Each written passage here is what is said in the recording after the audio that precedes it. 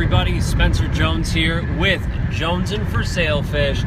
We are in our last episode here of the Jonesin for Sailfish mini-series, live mini-series at that. I really want to thank all of you for watching all the videos, or any of them, even if this is the only one you watch. Thank you very much thank you for watching. You guys are all stars. Just really quickly, to thank all my sponsors for making this happen. I'm wearing Taylor & Toad's rocking that. Got a manly hat on, hard to see with the sunglasses there, but I got a manly hat, rock and rolling. I'd like to thank all my sponsors here for this. They help bring these videos to you. Yak Angler, check them out, yakangler.com, your ultimate resource for kayak fishing. Tommy Head Jigs, man, those jigs are all stars. Love them. I use them shore fishing. Sadly, the fish weren't cooperating, but really at all during this. Manly fishing rods, hooked me up with some awesome rods to use. Sadly, we didn't use them on sailfish, but we're going to use them on some freshwater fish, salmon. They're going to be used, don't worry. Bending branches, thank you so much for those awesome paddles. We put them to the test. We paddled 7 hours straight. I did 7 hours straight on Saturday, and then 5 hours on Sunday. So it was, constant paddling. We put those suckers to the test, and they held up great. Lightweight, awesome. Love their angler aces. Jackson Kayak, the Kraken's awesome. It's still up there. See? It's so pretty. Oh yeah. Got the native watercraft there. Got a rod tube there. Oh, look, Garmin's getting some love and all that good stuff. Rutabaga, thank you so much for helping us out, make this trip happen. All stars. If you are ever in the Madison area, go to Rutabaga Paddle Sports. Check them out. They have Canoecopia coming up in March, March 9th, 10th, 11th, 12th, something like that in March, that weekend. Go check them out. You get to see a whole bunch of different kayaks and different companies. Tail & Toads, awesome gear to help you get not get sunburn. I got a little bit right here because I didn't have my buff high enough, but every place else is great. I'm loving it. Short Bound Hero for that crazy guy driving, helping us out. Look at him. Boom. He's concentrating on the road. See that? He's concentrating. Let's see. We also have Jonesin to Get Fit. That's my company for all the workouts that I force myself to do all the time. It paid off. My shoulders and back are a little bit sore, but besides that, not bad. Like, my hands ache from holding on, from paddling for 12 hours. Yeah, that's a lot of paddling. Other than that, I'm feeling good and ready to rock and roll. Tired but good, not sore. And Lake Michigan Angler for the awesome live well. If you are doing any fishing on Lake Michigan, especially for salmon, go check out Rob at Lake Michigan Angler. He will help you, teach you tricks, and he has seminars and all that good stuff. So if that's something that interests you, is fishing on Lake Michigan, big water, he can take you out, he can help you, he'll give you the tips and tricks you need to catch fish. All right, so those are my sponsors. Let's talk about this tournament here. This will be a little bit longer of a video, unless I just forget where my train of thought is, which usually happens, but we'll see what we can do. All right, so coming into this tournament, was it New Year's Eve, Israel Dunn, the crazy guy over there, messaged me and said, hey, what do you think about doing this tournament? This sailfish tournament. I'm like, I'd love to. I've been wanting to do it for 2 years. I responded, asked my wife, Katie, hey, can I do this tournament? She's like, sure, go for it. I emailed him back within like 3-4 minutes, said, hey, you're on. Let's do this tournament. Did you take me seriously at first? No. He didn't think I was actually going to say yes. It was the only weekend we had free between expos, like from January till end of Canoecopia. We had 1 weekend free, so I was like, hey, let's go to Florida. And you said yes. So 1 weekend free. He asked, I said yes, done deal. So we loaded, we started talking with people. We did as much research as we can. There's not a lot of research out there about kayak fishing for sailfish. Not a lot at all. And that made it quite difficult. We talked to different people. People have fished the tournament before. Pam Worth, Robert Field fished for sailfish. Nick Weber, we chatted with him. And like, we're trying to learn things as much as we can and piece it together. So we had a game plan for the first day at least, and we were hoping that it was going to pay off. So we started we packed up the car. You saw that. We took you on this journey with us from Wisconsin in my Toyota Prius. Awesome car. We've been getting 25 miles to the gallon in the sucker with 2 kayaks, rod tubes, and all that good stuff up on top. And I mean, it's packed in here with our gear. We're still rocking. So awesome car, right? I think round trip cost for gas is $300. You can't beat it. That is just wow, awesome. For, was it 1,500 miles one way? One way, yeah. 1,500 miles one way, 3,000 miles round trip, $300 in gas round trip. Awesome. So in any case, we loaded up. We went down as a 26-hour drive down there because we picked up the rods from Manly Fishing down in Florida. Got down there. It was crazy because we were tired. We had to go to the captain's meeting, and then we had to pick up last-minute supplies, and then rigging up that night. We got maybe 3-4 hours of sleep that night, and then we fished this tournament the next day. So Saturday, we went out. Our game plan was we knew the Gulf Stream was there.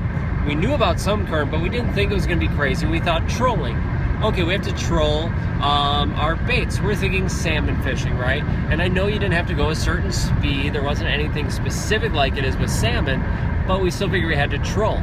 So we're going back and forth, and so we head out, kind of go against the current at an angle, right? So we're heading out, and our goal was to get to about 120, 150 feet of water, something like that was our goal.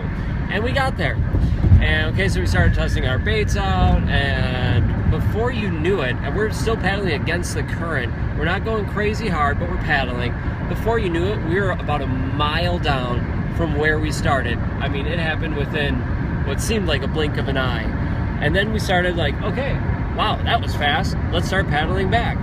So we go straight into the current, not knowing much of any better. We're in about 120 feet of water, and we're paddling, and he's paddling as a good steady pace, not being wimpy about it all, but not like super cruising hard all the time.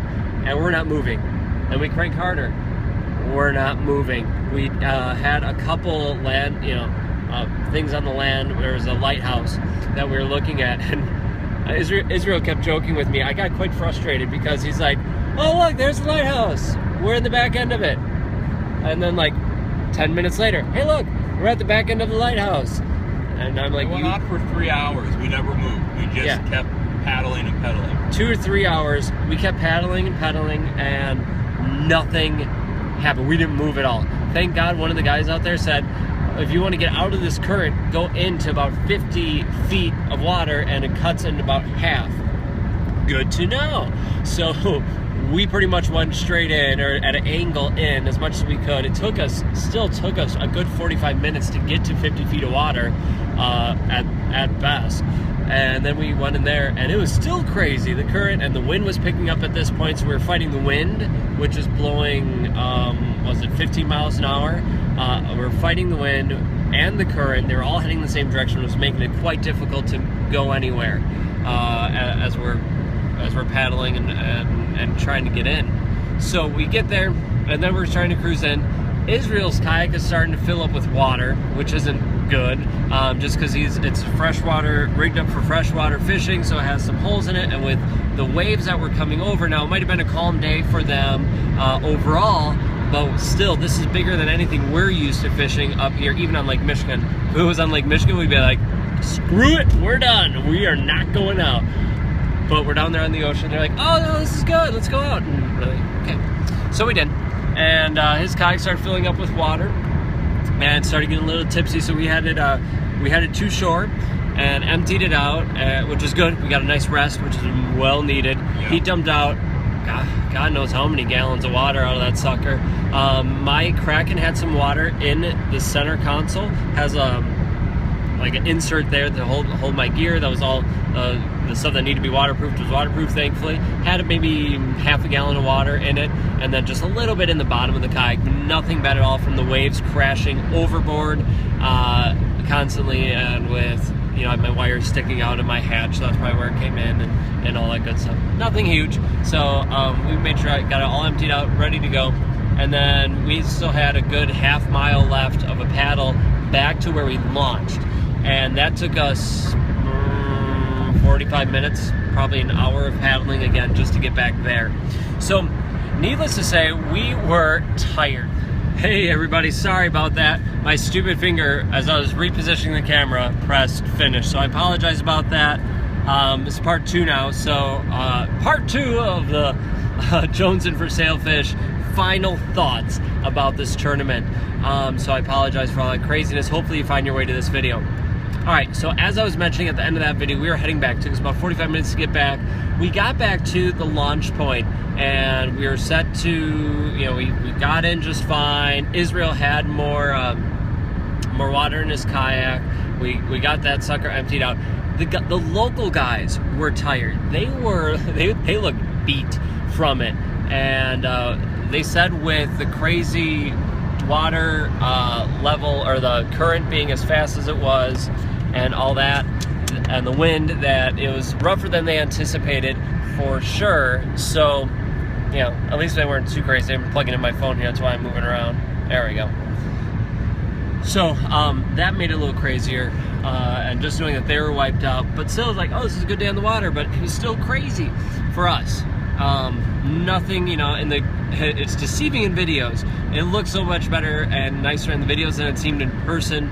But then again, you're talking to a Wisconsin boy who doesn't fish big water often. I don't fish Lake Michigan that often, and I've never fished open ocean before, so maybe that's all normal. I don't know. But in any case, we definitely came out with a whole new respect for any anglers who fish the ocean, big water of any type.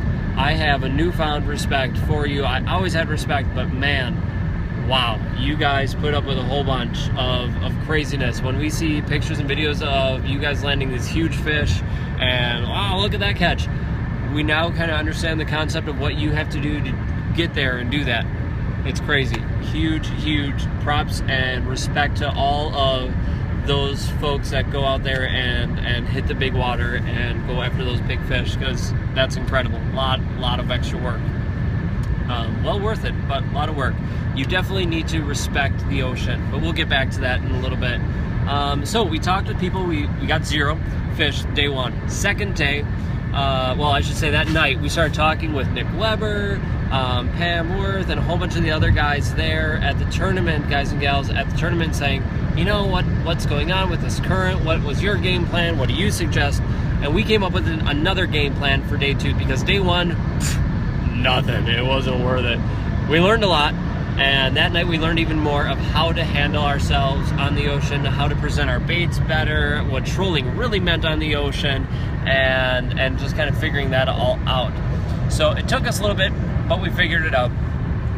And where am I going with? So day 2, we got to bed early enough, got some extra sleep, which was awesome. And then day 2 came. The water was 100 times better than it was. The weather was great. The current was still ripping, and it was pushing you out offshore more than just going north with the Gulf Stream there. So that was different, but we knew what to expect with it, though, although pushing out was just a little bit different. But we had a game plan set. And so we got there, we got loaded up. That went a lot easier, loading up just like, you know, sounds like your line's going on. It's crazy. Sorry, it's like clicking. It sounds like a reel's like letting loose. It's crazy. It's just stuff knocking. Anyway, we're gonna make it, hopefully. In any case, so we load up. So much better. The waves, it's calm out there. It's like what the picturesque ocean deep sea fishing should be like. Oh, it's so beautiful. We thank goodness, because after day 1, I'll be perfectly honest, I was texting my wife and I said, Katie, this is a great tournament. This is a lot of fun. I'm glad I'm here doing this. I never want to do this again, because it was brutal. And just being honest, day 2 with the beautiful weather and the new way we figured out how to present our baits made 100% difference with everything, and really turned around my attitude towards it to the point where I'm going, you know, it was actually kind of fun. It wasn't so. Israel actually didn't mind it the second day either. He was having fun too, to the point where he's actually thinking he might come back. You never know, right? Yeah. I kind of like the idea of catching a sailfish. Catching a sailfish like my buddy Doug there, another Wisconsin boy, would be pretty awesome. So, the plan for day 2 was to do what we did the first day and go out at an angle. So the Gulf Stream runs south to north, and so we went south at an angle to about 80 feet, 100 feet of water. It dragged us out pretty fast, so we were about 170 in just a matter of half hour. Yeah. But we weren't quite expecting that. But we got to 80 feet, let out our bait. We were right around the sailfish. There was flying fish flying and jumping all over. People were hooking up near us, one with a king, another one with a sailfish. Israel saw the sail of one coming out of the water, which is awesome. And so we knew we were in the right area, and we were hoping that we saw fish. We saw that live video. I'm like, man, people are hooking up all over around us, right? Hoping we'd hook up. Sadly, I didn't. We didn't hook up with anything. I didn't. At least I didn't hook up with anything. Israel did hook up with an amberjack, which is pretty awesome. He was fighting that thing, and that was crazy. Just dove straight down, and he landed it. It was awesome. So you have to make sure you check out Israel Dunn's page. Hope he posted a picture. I think he already has one up of it, and he's posting up another one, hopefully a closer one, some point today, tomorrow, when he gets home and gets everything set. So that was our game plan, was to go out there and then essentially paddle against the current enough to kind of stay stationary, and we were able to for the most part. There's times, and we were able to take it easier. We didn't have to paddle as much. Oh, it was so much nicer when we were able to do that. So we could take it easy. I even got I got drinks of coffee for once, and I even had a little snack. I'm like, oh, this is glorious, yay, right? And then with different people hooking up, and then the current really picked us up, and so we started cutting in more at an angle. So because we were in 170 feet of water, we wanted to come in more.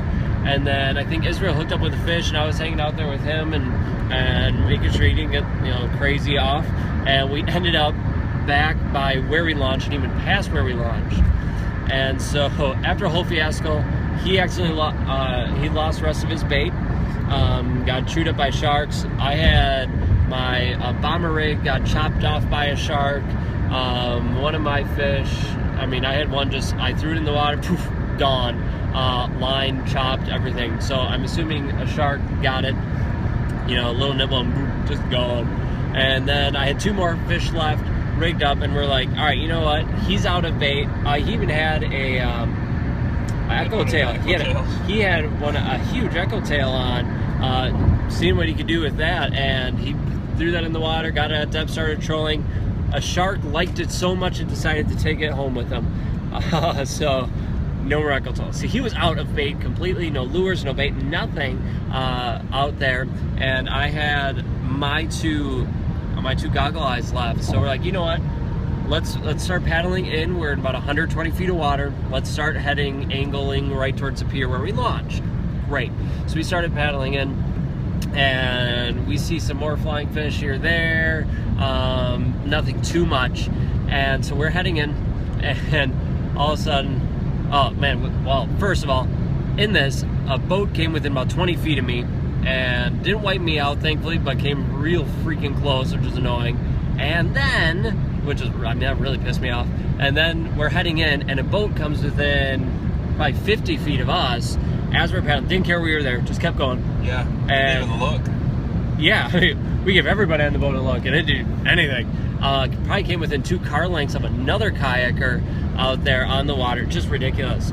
So you got to keep your eyes open, peeled, because they don't care about kayakers out there, it seems, or many of the boaters. So there's a lot of them that did move for us, but there's some didn't care. So in any case, we're paddling in, and all of a sudden I reel in one, gone. Just gonna check my bait, nope, gone. And so, okay, got one left, and we're paddling in, heading inshore, and I feel, my line's starting to drag out there, and starting to ring a little bit, the awesome sound. And I pull it in, and I see a fish playing with it. I don't know what it was. It was a silverfish, right? Really, as I'm messing around to get my camera, boof, it's gone. Didn't take the bait or anything like that. Bait's still alive. Yay! Good. Set it back out there, and I start paddling. Within 5 minutes, same thing. Zzz, zzz, and not even a hard pull, just a little bit of pull. I'm like, huh. And then it just was dead. Nothing else happened. I reel it in, half my bait's gone. And that's when I was going to shoot the video. So if you watch the live feeds, there's like paying the tax man. I was going to show you half a fish, right? It got the last half of it. I was going to take a picture. I have it with my GoPro, I think.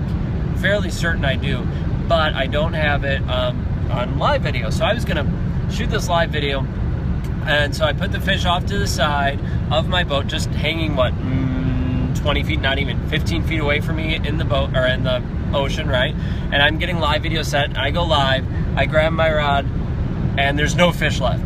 As a matter of fact, there's like half of a hook, three-quarters of a hook left, chopped right off. A shark took my bait within like 15 feet of my kayak, and didn't just take the bait, he cut the hook like clean off. Like the metal hook goes like this, and it stopped. It didn't make the rest of the completion of the circle hook. It just went there and stopped. It was crazy. So we got that in, and we're like, well, there goes my last bait. Might as well paddle into shore. Might as well. And so we were the first ones in, but we were, you know, half the people in the second day. Second day was much better. We really liked the tournament. Overall, we loved it. I know for me personally, I love the tournament. It was a great time. Huge learning experience for both Israel and I. We learned so much with this tournament of how to fish the ocean, what trolling means there for sailfish, how to rig up fish. We learned a lot about the Gulf Stream. We realized that sucker pulls like mad, and you do not want to mess with that. You need to respect any kind of water you're on, no matter what. Doesn't matter if it's a stream, if it's lake, if it's a big lake, ocean, whatever. You need to respect the water, right? You're wearing your life jacket, you're safe. But do your research, be smart. We knew the Gulf Stream was there, but we didn't realize how much that pulled, and that was a big shock to us, and really kind of freaked us out when that wind started pulling, and we were paddling for 2-3 hours, and I kid you not, like, you know, fishermen tell tales, we did not move at all. Not at all. We stayed with that last leg of that lighthouse. We pedaled that whole day, and the GPS track said we went about a half a mile. At best. Because we just never went forward. Yeah, we just, back and forth, back and forth. I mean, that's a half mile of that. It was ridiculous until we started cutting in to shallower. So we have mad respect for any offshore fishermen to go up after anything like that. Be smart, be safe with what you do for these style of tournaments. Joe Hector, the guy who put it on, and his whole crew ran it really, really well. I'm really happy with how he planned it out. Went smooth. We realized that dragging our kayaks on sand sucks horribly. Horribly.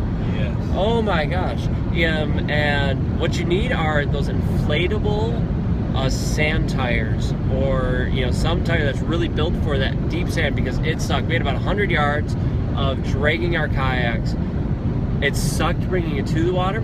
I work out, doing Jonesin to get fit stuff, so it wasn't so bad. Taking it back out of the water after 7 hours of paddling and 5 hours of paddling straight, and trying to navigate through all the people on the beach. Oh yeah, and all the people on the beach just chilling and soaking up the sun and doing all that stuff. That sucked. I mean, my quads and calves were burning. It was ridiculous. And then I helped Izzy the first day with his, and then did the other guy on the beach help you? No, but he said he was gonna, and then he didn't. He said he was going to, because he felt all lazy staying on the beach watching us work, and he just stayed lazy and helped watch. Izzy needed a supervisor for that, so I guess that's what happened there. So that's our trip. That's yeah, especially after that day of dragging the kayaks in was brutal, but it was a good time. Those little parts, we realized we learned so much. We learned techniques, we learned strategies. We met a ton of awesome people down there. We made a lot of good friends who are extreme anglers who fish this tournament. When I interviewed and talked with Joe, and we're listening to his podcast. What's the podcast called again? I never remember. Kayak Fish Raw. Kayak Fish Raw, or Kayak Fishing Raw, is their podcast where they kind of go on all sorts of tangents. But he said that this event is for the elite anglers, and I can't talk today. It's an extreme tournament. It is, because wow, we were tired after day one. We were even debating after day one of saying, screw it, we're not going to go again. If it's anything like day one, this can be brutal. But I'm like, no, we're down here. At least for me, I'm down here. I want to bring this event to all of you and make this an experience for you to have or participate in through these. So I'm going to do it again. Thank goodness, because second day was awesome. Like, yay. Yeah, and none of the locals showed up on the second day. Yeah, they were tired out from the first day. So the majority of them just stayed home. They didn't even show up for the second day. Crazy. Don't know why, but whatever. They just didn't show up. Majority of them. A local won it, but he got 4 sailfish. 4 sailfish. That's the first time that's ever happened there. There was a total of 17 sails caught. Now, put this in perspective. There were, I should say, 91 anglers at the event. 91 registered anglers. I imagine probably at least 80 of them came out, if not all 91. I don't know the stats on that. Came out for the event, and only 17 sailfish were caught. Only. And like 1 or 2 kingfish that I know of. I could be mistaken on that one, but that's it, right? I mean, you're fishing, you're hoping to catch a fish. We were in the right area. We saw them there. We saw people catching them. We saw our tails. We saw fish jumping from being chased. I could have sworn mine were being chased by something by the way they were going back and forth, but it just never worked. Doug said, except for Beast Mode Benny, 4 sails, that's a world's record. Wow, dude, that is awesome. I didn't realize that was a world record. Congratulations. Well, yeah, it is the first time it's ever happened, and this is the only kayak fishing bill tournament in the world that we know of. Only kayak fishing bill fish tournament. So, just crazy. Awesome job, Benny, on those 4 sails. You worked your butt off and you got it. And Doug landed a huge... yeah, he landed. He touched the leader. He landed a huge sailfish. Awesome job with that one. I wish we could have been there for that. We were already on shore on Sunday when he hooked up with that sucker. So, final thoughts. It's been a longer video. I know. We're headed back home now. We are about hour and a half away from Madison. Then we're going to unload all of his stuff. And then I got about a 2-hour drive home yet on top of that. So, we're wrapping everything up here. Final thoughts on this event. It is a fantastic event run by really great people who know their stuff, that if you want to do it, awesome. I think you should give it a shot, try it. You need to have respect for the ocean. And don't say, yeah. No, you seriously need to have respect for an ocean. Any body of water, yes, but that side with that Gulf Stream, you need to make sure you know what you're doing, you're safe, you keep your wits about you that entire time, because it'll sweep you out in a hurry. In a real hurry. So be safe, be smart about it. Now, I don't mean to scare you away from it. You just gotta be smart. Think ahead, plan, go with a buddy and friend. You have a radio on there in case anything major does happen. So you're safe in that sense, but just be smart. And if you're going, here's what I suggest. Add another day or 2 onto your trip. Bring the family, or if you're just there hanging out with your friend or friends, spend a day beforehand or after, and probably after, just to hang out and relax and chill and take in Pompano Beach. It's a beautiful area of Florida. It was 70 degrees when we were there. Water was like 74 degrees, absolutely glorious.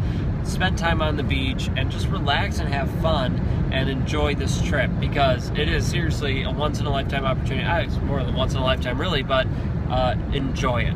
So that's my biggest advice, is just spend more time, enjoy it, do your research. You know what we did now, so if you are fishing this event next year, you can say, hey, Israel and Spencer went last year and they had a horrible day 1, but day 2 is better, and here's what they did. If you have any questions about what we did on the day 1, day 2, feel free to message me, email me, hit me up on Facebook, anything like that, and I'll tell you what we did. Now, mind you, we didn't catch fish. We were right in the area, but we learned a lot of what to do and what not to do in this tournament. So we're happy to pass that on to all of you. if you just ask, right? And or watch this video, and if you have more questions, feel free to hit me up. If this is on YouTube and you're watching, you can put in the comments below. You can email me as well. So, yeah, those are my thoughts with this tournament. I'm trying to think of anything else. Israel, you have anything else to add? Ring wheels and a cart that you can get across the sand.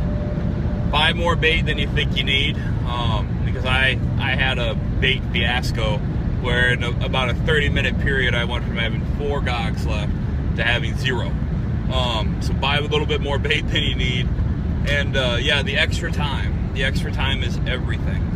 Yeah, everything. Just give that extra time, because we're making it, and we pumped through. We left 2:30 on Thursday afternoon, and we're getting back at about 2:30, 3 o'clock Monday afternoon. I mean, we're cranking and we're cruising to make this happen. We're both pretty tired. We'll be crashing hard tonight, I'm sure. But give yourself time. Wheels for sand are a must. Inflatable wheels or whatever sand wheels you have, that's a must. Bring a friend to hang out with, chat with, your family to hang out and chat with, have fun with. And buy more gogs than you think, more bait than you think you need. Because there's sharks out there, there's other fish out there that'll just gone in a second, right? Yep. And so I had half a dozen. I made them last for those couple hours, and even the first day we made them last, but just get a little bit more, right? It's expensive, but it's worth it. So make sure you're set up, you know what you're doing, do your research, go after it. If you need help with research or you have any questions, feel free to message me, Facebook, email us up, or Israel, and we'll be happy to help you out. Now, this has been the live series for Jonesin for Sailfish, brought to you by some amazing sponsors. I'll show you that one last time before we leave. But Israel does a blog called Shorebound Hero. He's a sponsor of the show as well, so you've heard about that. He does this blog post. He does tips on there. He also has a podcast, Bluegills to Bull Sharks. Bluegills to Bull Sharks. You can check out that podcast. And I believe he's going to be talking about this tournament, at least tidbits of what he learned and all that good stuff, on his blog and in the podcast, right? Yep, it'll show up here and there. So it probably won't be a complete show devoted to it, but it'll be here and there. So make sure you check out his show, subscribe to it, and all that good stuff. And you can check out any of my stuff that I'm doing, jonesingetfit.com, or on Facebook, and do all that good stuff. Doug says, and don't lose all your bait by dumping the yak. Yes. Yeah, Doug unfortunately was almost waked, hit by a boat. Almost hit by a boat. He was waked by a boat, tipped him over, lost all of his bait the first day, which sucked. A lot of those boaters don't have any respect for kayakers, it seems. Some of them did. Some moved. Others not so much, because we had close run-ins the second day as well with some boats. Keep your wits about you to do all that good stuff. I really appreciate all of you tuning in to the Jonesin and Get Fit series. It really means a lot to me that you took the time to watch this. I'm pumped. I am so happy. I'm pleased that I can take all of you with me on this journey, so that you are able to hopefully experience a little bit of sail fishing, or going kayaking and fishing for sailfish out of a kayak. Although you couldn't physically be there, you're able to join with me. I really thank you for giving up your time and spending it with me. I love it. And if you could subscribe to our YouTube channel, that'd be awesome. Now, I was hoping to upload the YouTube videos every night, or the live videos to YouTube every night. The issue is, our Wi-Fi sucked at the hotel. Like, I tried, like, oh my God, 15 times. Nothing. So when I get home tonight and tomorrow, I'll be uploading those videos. So if you are on Facebook, or sorry, on YouTube, just check it out. You can look up Jonesin for Sailfish, Jonesin to Get Fit, or go on the link here, and you'll be set to rock and roll with that stuff. So you'll see all those videos, and you can rewatch them here on Facebook. But if you're sick, and you can go to my own personal videos and watch them. You could search hashtag Jonesin for Sailfish, or go to YouTube, whatever works best for you. Okay, we also have Maria Hector. She was awesome. Thank you so much for everything you did, Maria. You were stellar at this tournament. Thank you. It was so great to meet you guys, and thanks again for making the long trip. Hey, we are so happy we made this long trip. It's been a long one. We're happy to be back home, although it's 68 degrees, which is pretty nice.